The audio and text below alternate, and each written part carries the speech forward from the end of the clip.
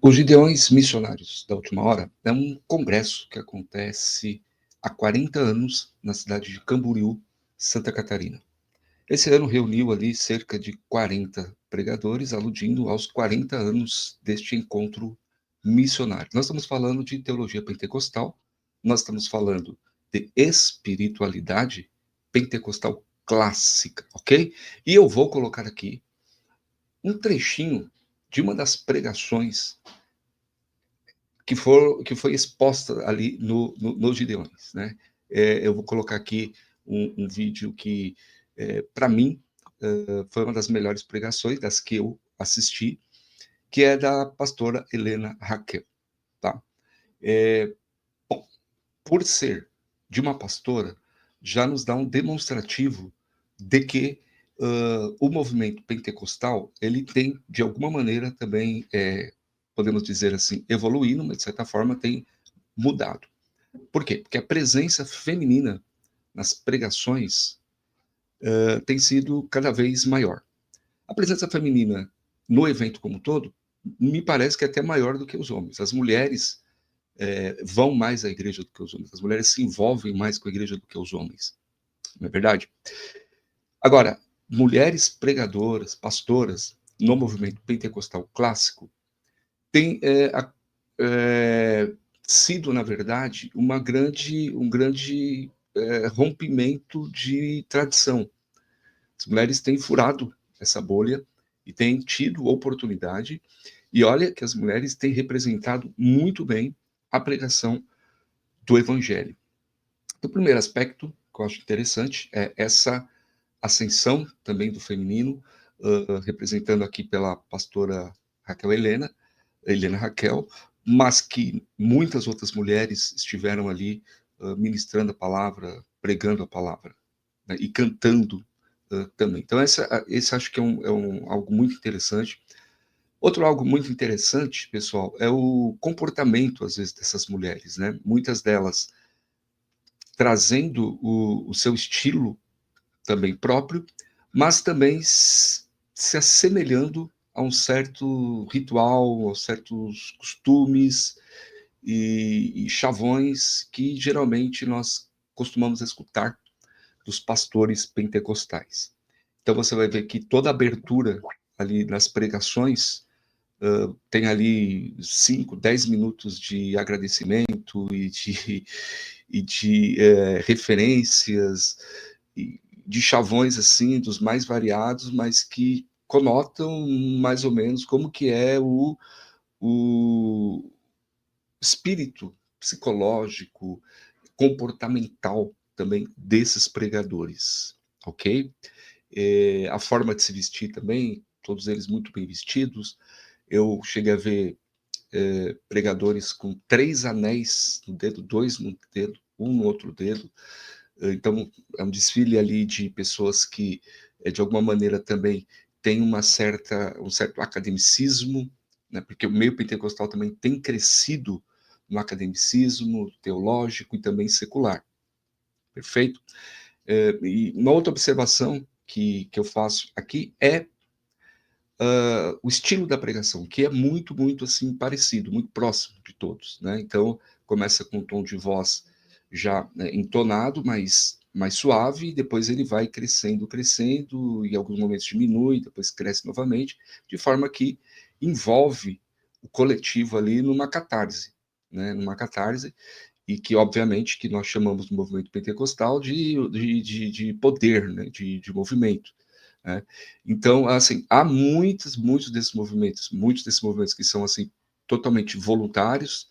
Você vê ali um movimento muito bem é, produzido, né? Mas há outros que você percebe que é fruto de uma manipulação. Então, isso também acontece e a minha análise aqui baseia-se numa questão emocional, tá? Mas também, não só emocional ou psicológica, eu gostaria de colocar aqui o que eu achei muito importante nas colocações da palavra da pastora Helena Raquel. Por quê? Porque mais um rompimento de bolha foi percebido na fala dela. Porque o movimento pentecostal ele se fundamenta na fé, na Bíblia, mas também na experiência, com a experiência, com a emoção. E muitos dos nossos irmãos pentecostais valorizam muito mais o emocional e em detrimento ao racional, em detrimento à reflexão. E a Helena Raquel, ela estava pregando sobre o livro, sobre a Bíblia, e ela vai chamar a atenção, ela vai dar um puxão de orelha mesmo, no sentido de que o movimento pentecostal valoriza, assim, os seus profetas, valoriza, assim, o movimento, mas tem valorizado também os seus mestres, tem valorizado também os seus cientistas, né, os seus estudiosos, e eu achei muito importante, porque desde sempre eu escutei isso no movimento evangélico, né? Então, desde que eu estudei seminário, por exemplo, eu já escutava isso.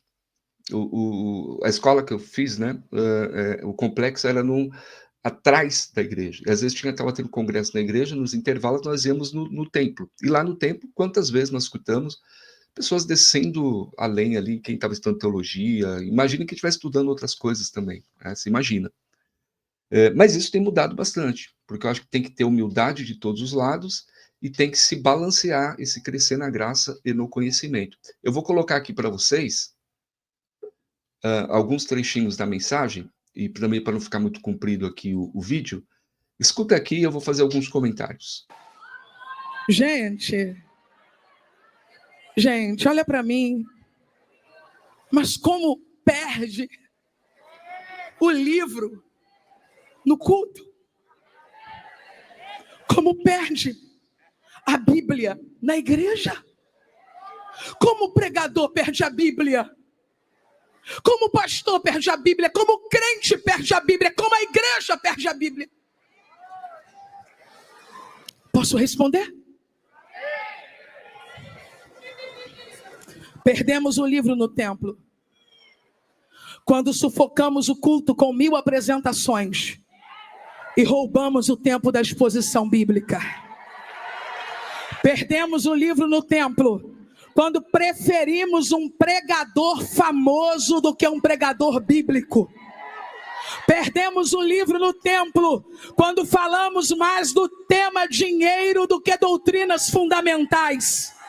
Perdemos o livro no templo quando abrimos mãos das escolas bíblicas, escolas de obreiros, simpósios, e migramos para encontros almáticos, cheios de chororô infundados, com gente miando no chão feito bebê e gato. Perdemos a Bíblia no templo quando investimos na estética e não no aperfeiçoamento. Perdemos a Bíblia no templo quando gastamos para mostrar uma conferência cheia de pirotecnia, mas não mantemos um jovem obreiro em um seminário teológico. Aí perdemos a Bíblia no templo. Percebeu aí? Crítica dela direto ao que tem acontecido hoje no segmento pentecostal. Então, você tem um culto de 2 horas e muitas vezes esse culto com muitos louvores, muita música e tal, que também é importante no culto, mas as apresentações, os testemunhos, a música vai tomando conta do culto, e o culto, a pregação fica ali 10, 15 minutos, a exposição bíblica, né? Dá-se preferência para convidar pregadores famosos que fazem movimento, ao detrimento de trazer pregadores bíblicos, que se pregam o evangelho, que também gosta do movimento, da pregação, mas que se dá autoridade na palavra, que a palavra é autoridade. É o que ela está dizendo aqui nesse congresso pentecostal. E um outro ponto importante que ela coloca aqui é que nós não investimos na educação teológica dos nossos jovens. Como nós queremos pastores e missionários bíblicos se nós não investimos, não patrocinamos os nossos jovens nos seminários? Então ela está dizendo aí, perdemos a Bíblia no tempo, perdemos a oportunidade de crescimento através da Bíblia, quando nós deixamos a Bíblia de escanteio, damos outras prioridades para os nossos cultos, para as nossas reuniões.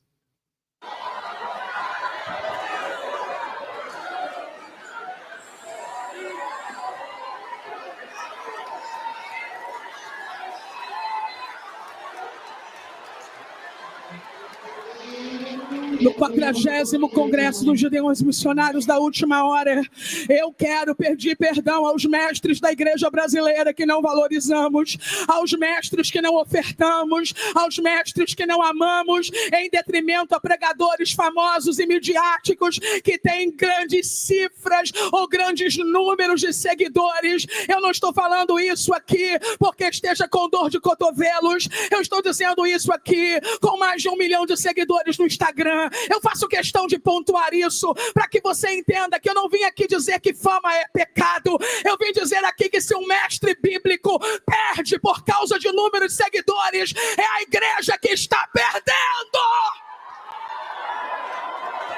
Olha aí, gente, olha só, né? E como é fundamental nós pensarmos nisso, né, gente? Onde estão nossos mestres, né? A Bíblia diz que Deus deu mestres, deu doutores para a igreja. Então, o meio pentecostal tem evoluído no ensino teológico, na aplicação do estudo bíblico, mas precisamos avançar ainda muito mais. Avançar muito mais, né? O que ela está dizendo é que nós não valorizamos os nossos mestres, né? Nós colocamos eles para escanteio, nós priorizamos outras coisas, né? Movimentos, e queremos resultados imediatos, e esquecemos como é importante e que é o próprio Deus, né? O próprio Jesus, que levanta também mestres, né? Como ministérios, né? Como dons também para o uso no ministério, não é verdade?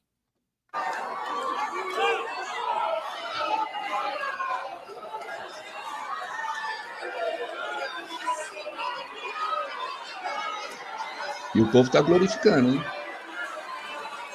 Tomara que isso... Famosos fazem copia e cola e vendem milhões de livros. Mestres bíblicos se debruçam noites e madrugadas e nós achamos caro investir R$79. Pregadores famosos e reconhecidos recebem ofertas grandes e generosas como eu recebo. Enquanto alguns mestres nós perguntamos, você precisa de alguma coisa para chegar lá?